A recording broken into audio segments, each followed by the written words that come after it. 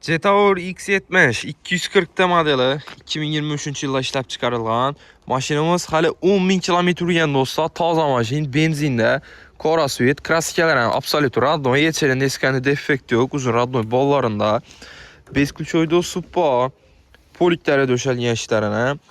Panorama lyuk, 360 gradus kamera, rullarında cruise control, multimedia hamma narsasi bor. Kojuniy salon, sidinalar elektronli.